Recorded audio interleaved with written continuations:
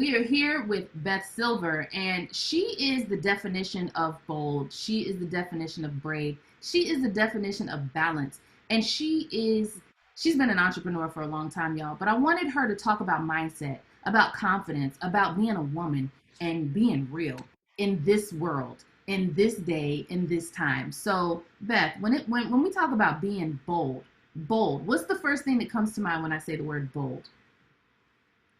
Confident. Having the ability to really say, I got this, even though it's not going to be perfect, but that I have it. And that's being confident in yourself and believing in yourself. Because part of this entire situation is that if you don't believe in yourself, even a little bit, I'm asking 100%, in a little bit, you need to be your best cheerleader. Even when you feel like crap and you don't want to do it and the world is going a little nutty, you need to be your own cheerleader. And that's the difference. If someone is not, you need to be whispering in your own ear, like, you got this. It's not perfect. It's going to be okay. Don't worry. I want to ask you something. So when I see you, I see bold, I see brave, but I want to ask you, have you always been that way? No, of course not. Are you kidding? No. Well, some people always, No. you're like, they were born that way, Some people well, to my friends, in my world of my personal life, yes, of course. Comfort, yeah. But in my, because that's who I am. I'm not a quiet person. But in business, I think the greatest story is, 20 years ago, I went to a networking event and I was quiet. I didn't know how to network. I didn't know what to do. Now I can talk to anybody at any moment and I will leave, and that person I will know what they can do for a living, and I know who to connect them to because that's a talent that I have. But at the time I didn't know how to network. I didn't know a soul. I was open my business, and my first client was Sprint. And that was because I used to help friends with their businesses. And this friend did a deal with Sprint, and I was the marketing person who was helping him. So I went with him.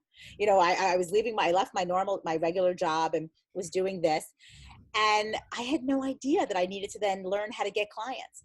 And the first person I met was this lovely, amazing woman named Jean McDonald, who worked for Northwestern Mutual. And Jean is still my friend today. But Jean was a great networker, and Jean knew how to do it. So she became my friend because we had a lot in common. So here you have this woman who is a couple of years older than I am, who doesn't have children and who's married, and for many more years than I had been at this point. And there was me, a newlywed. I didn't have children yet. I was going to have children. I was going I was building my business, and she and I became friends and she taught me how to network. And not anymore, she's since retired, but we would talk every day. We would refer each other business. And maybe, I don't know, it wouldn't make sense for a person from Northwestern Mutual to refer marketing people, but she was meeting business people who are stuck. And she knew that there isn't a problem that I couldn't figure out an answer for. And if I wasn't the right person, I was going to find them one. Mm-hmm. So if nothing else, I was the right person to connect to because I was a safety net.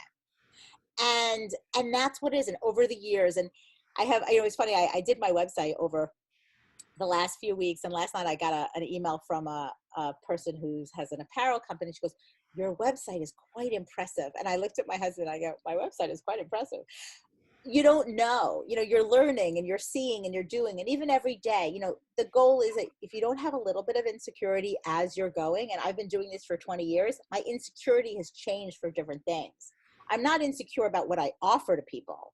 Now it's, a higher level, but you gain a level of trust and things like that. So yes, I think that if anyone says no, they're lying to you, and that's not right.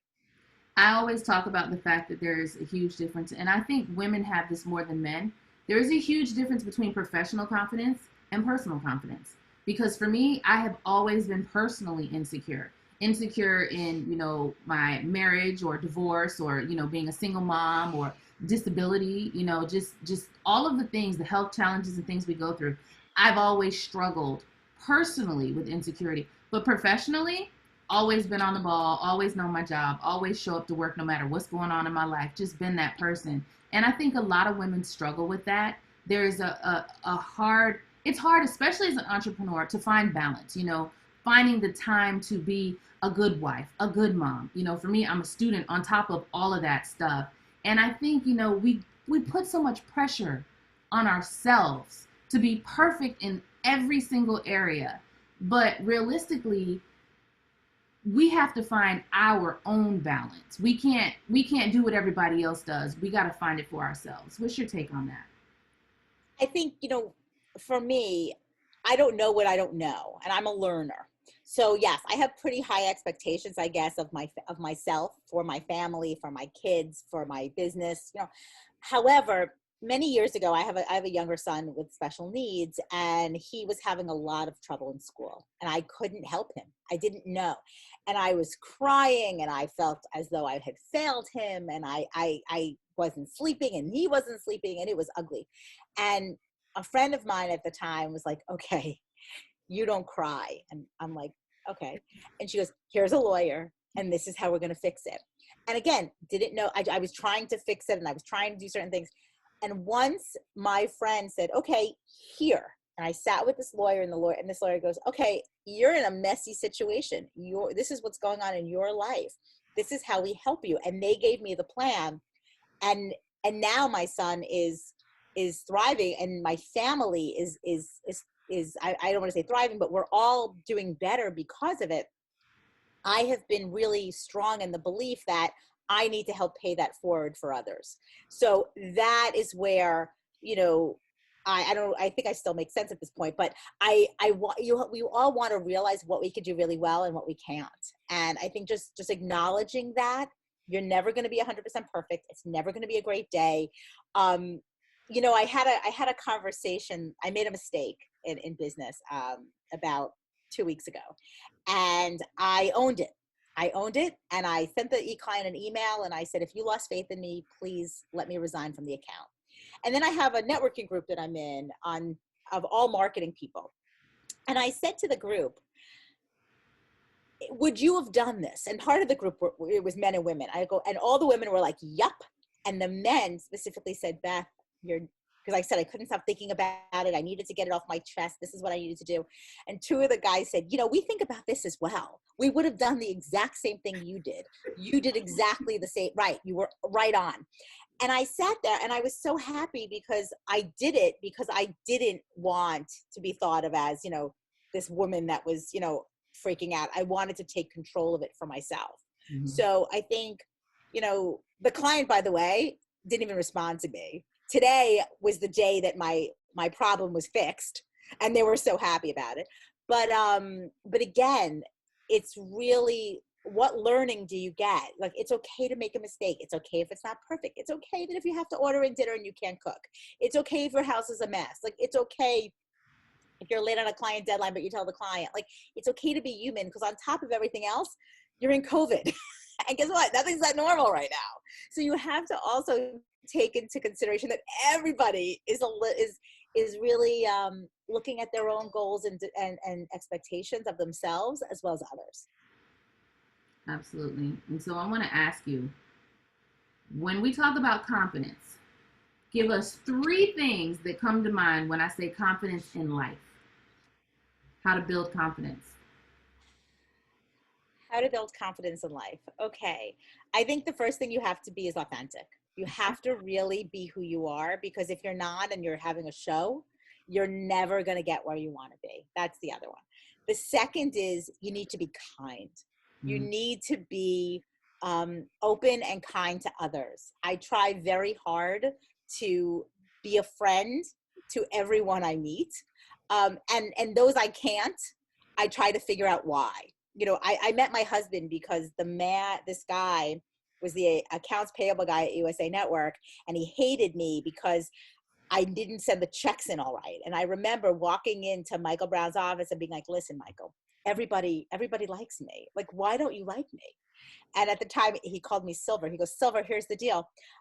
You don't know how to put in a check request on time. I need the check request on the 1st and the 15th, and you come in on the 10th and think I'm going to give it to you on the 15th. And I just sat there across at his desk, and this is over 25 years ago, and I go, "This is what this is all about?" Oh, I had no idea. To this day, he is still my best friend, and he is my husband's best friend, which is how I met my husband. So I think you have to be kind, and you have to kind of figure out, like, whoever is getting under your skin, figure out why, because you're doing something to them they may not have known. And I think the third one is just have fun. Have fun and something, even if it's, for 5 minutes, and it just gives you joy to, look at fish or look at YouTube channels, or my son loves to build computers. If that gives you joy, then you have the confidence to go over in the other way. And that's really it. All right. 3 things: confidence and love. 3 things: confidence and love.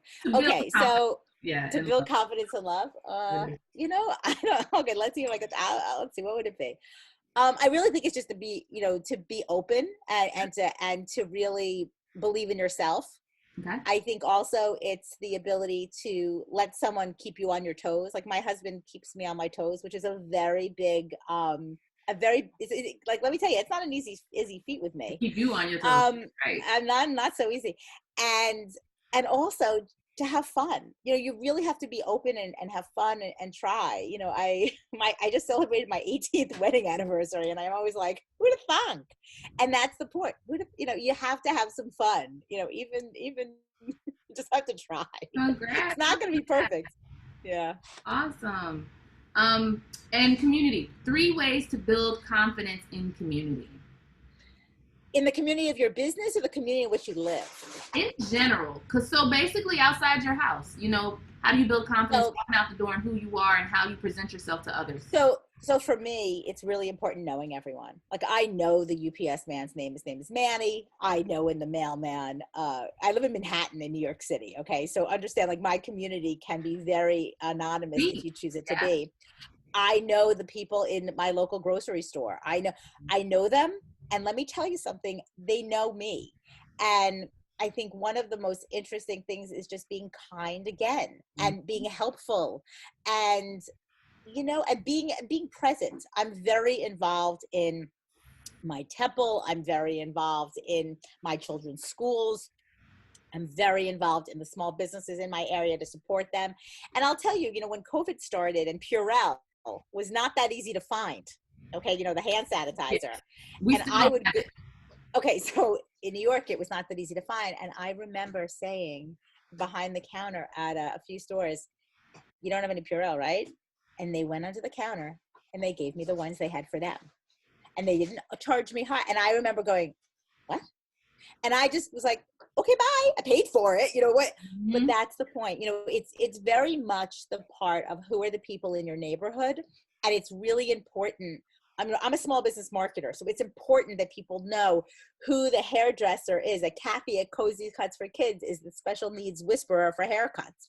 It's important that if you want to get, your good meats, you go to Leonard's, or if you want to talk to someone, you need to know where it is, and that you could call people if you need help.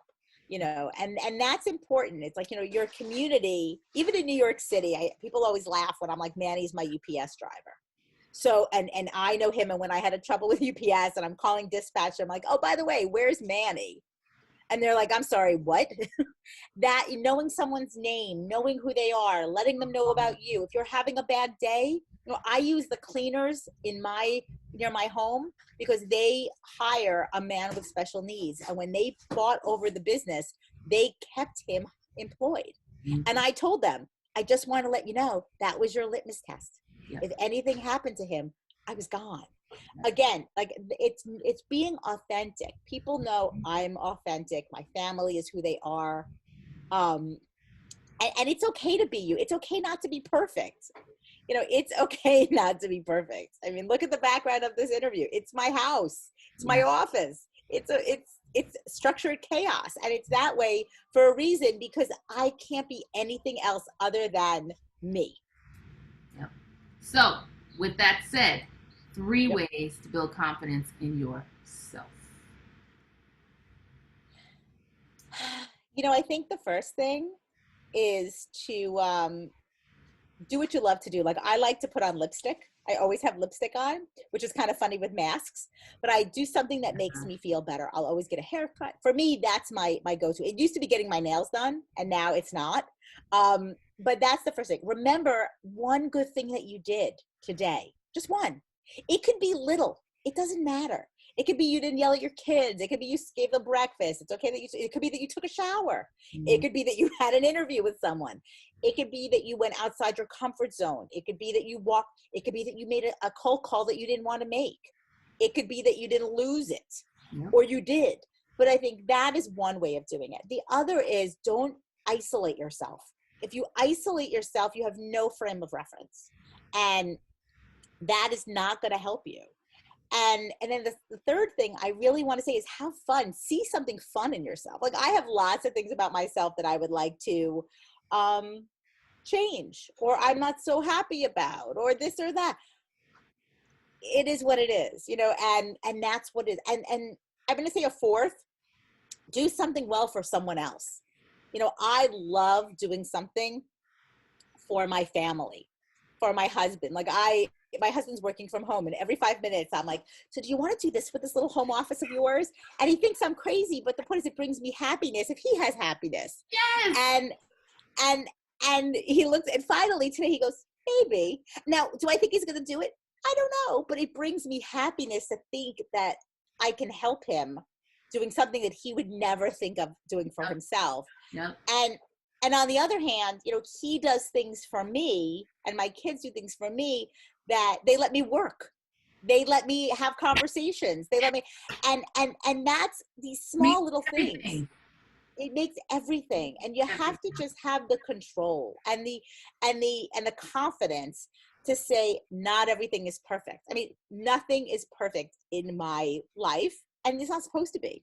You know, we just had socially distanced pictures for the holidays. It's because I always send out a holiday card for New Year's, and we didn't do it last year, and I was upset about it.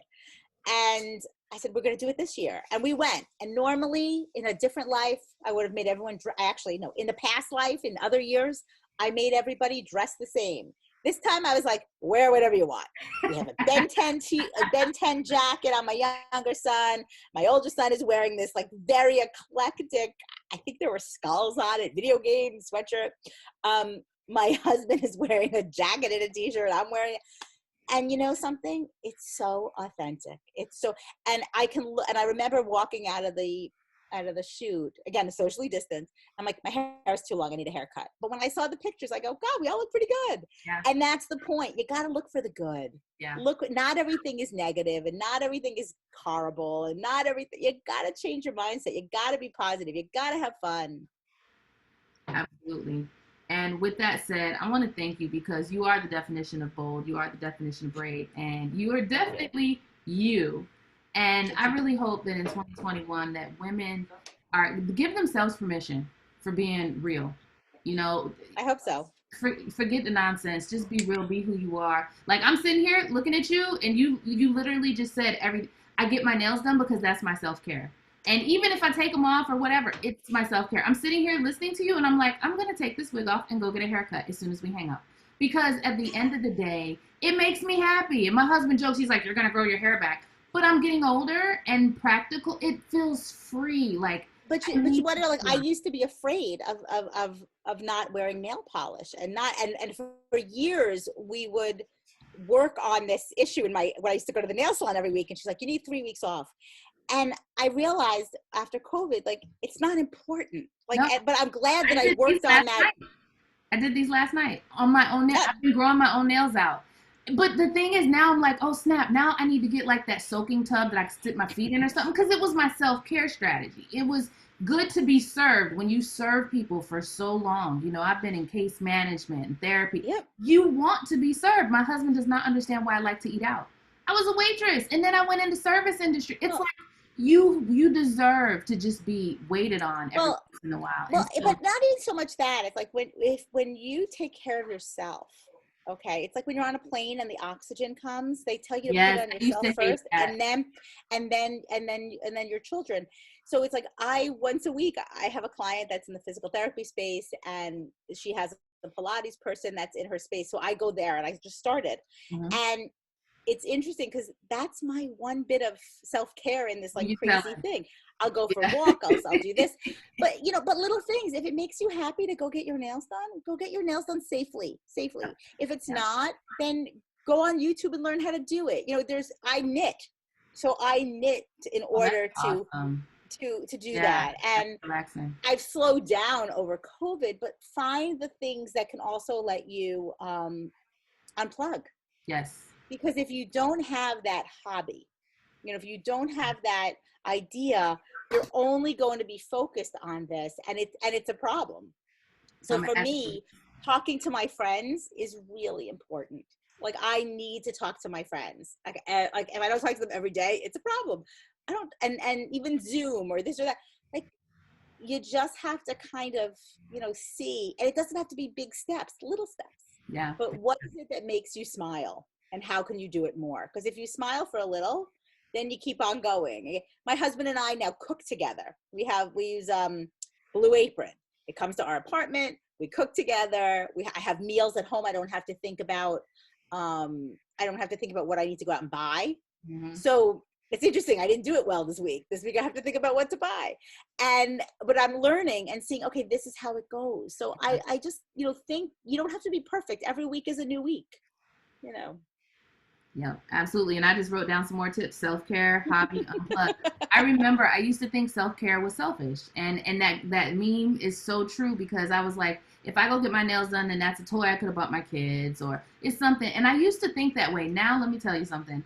I was scheduling my stuff today, and I'm like, when can I go to the beach and sit there for 3 hours? When can I? Because I steal time now. I'm like, I'm trying to find time. I'm like, I need me time. And I am like addicted to me now, because that time, it brings clarity in so many ways. And when you feel good, then everything you touch is good. Oh, and respect your time. Like, it's okay to spend 5 minutes doing what you want to have done. It's okay. Right. That's the point. It's having respect for your own self. Yeah. And again, there's a confidence there that I can't say that I had 20 years ago, that it would be okay for me to say this. Mm-hmm. But I think now I'm learning, mm-hmm. I'm seeing, kids do it really well because they don't have a frame of reference. So then they're like, I want to just play video games. I just want to build Legos. I just want to, build computers. And it's simple. It's simple. And they're basically saying to you, they're saying, Mom, I'm prioritizing myself. What are you doing? Yep. And it works. And that's it goes to show we can learn so much from them. My kids teach me things every single day that both of them, I have a 14-year-old and a 9-year-old, and every day they teach me something. And, my older one teaches me things. He has a confidence that I never had when I was 14. And I wonder, and I always say, well, he's being 14, but no, he's exhibiting something that I never had. And my little one, just his whole, lens of life is just so different. Yes. That I learn. So I think, don't ever underestimate children, whether they are verbal or nonverbal, whether they are mobile or immobile, whether they are low cognitive, high cognitive. Never underestimate, because there is something that, well, really never underestimate anyone, but because you can learn, and that's really the point. Yeah, it's closing the door on opportunity. And, it's one of the things that I value most. I joke about being locked down with my kids for 10 months, but I've learned so much, and I think our relationships have grown, and I appreciate them differently, and even this time has definitely meant something different than, we would have never taken the time to be stuck together like this. They've been off doing whatever they want to do, and I'd be doing God knows what by now. And I think you're learning things about them you never knew. No. Like from my younger son, what I learned is that he's far more capable than I ever would have put stock in. Yes. And I'll tell you something. It's pretty amazing. And my older son, has built a computer, has built keyboards, has done things where I don't think he would have had the confidence or even the time to do it. So just the fact that, he talks to me about CPUs and graphics cards and I've driven mask on, gloves on to places you don't even want to know, saying, do you have the graphics card 3080? And they're like, no, ma'am, we don't. Or I'm I'm like, looking you're for picking this, Legos huh? because mine is, I swear he's an engineer. I'm like, I have so many Legos. I have boxes and awesome. boxes and boxes of Legos. Oh my God. He just builds stuff. And I'm like, but you know what? I realize that I contribute to codependence. And like you said, I realize they are far more capable than I give them credit, and they like it that way. And I'm like, oh no, I've been got. You're not going to get So me anymore. I have a client named Sean Fry. He is the CIO of a company called Potentia and the founder of the Neurodiversity Foundation. And he is a man with autism. And he has created a health registry during COVID to help schools reopen. But he is a father of neurotypical and neurodiverse children. And whenever we have a Zoom conversation, Sean will teach me something. He will teach me something. He's wonderful. And he once said, you know, the best thing to teach my child is to do it. You go like, if she wants to have a tuna sandwich, she's going to learn how to make a tuna sandwich. And if the tuna sandwich has, Jolly Ranchers on it, it has it because it's still a tuna sandwich. Mm-hmm. And it may not be the way that you would do it, but you have to have it done. And it's been a amazing reinforcement where I'm a doer, I'm a strategist, I'm a target advocate. I look at how things are done and how is it done quickly. I have to stop and go, okay, like as long as the house isn't burning, go for it. Exactly. Like, and it's very hard. It's hard for us. And the best thing that I could say to you is let it go. It will be okay. It's absolutely. And I that's the one thing I've learned, and I hope that everybody takes into 2021 is it's not that serious. It really isn't. Enjoy it. Enjoy life. You know, give yourself room. You know, we said expectations earlier, and I'm building the course, expectation management, because expectations leads to disappointment. And we have far too many expectations. We put far too much pressure on ourselves, you know, and just being moms and being entrepreneurs and being spouses and being whatever we are. And, you know, tomorrow's not promised. We got to enjoy today. Well, you know, it's interesting. I have a friend who currently has COVID. And so she said to me, she goes, everyone wanted to know, how did you get it? What did you do wrong? And she said to me, she goes, it's a highly contagious disease. That's what it is. Yeah. Now what? And I remember, you know, it's such an amazing mindset of a change. It isn't that I did anything wrong. It's I existed. Exactly. And when she called me, because I said, is there anything that you need? And the truth is I had a list of things that I felt I could do for her. And she called me up, she was like, I need your help on something that was not on your list. And I'm like, okay, whatever it is. Like, I knew what I couldn't do, but I knew what I could. And she said, my pharmacy cannot deliver my medicine. They would mail it to me. Can you pick it up? And I remember I took care of it immediately. But I got it to her, and I got home from where I live faster than her doorman was able to bring it up to her. And that's what it is. Like, what are your expectations? What is it that you hope? Instead of expectations, call them hopes.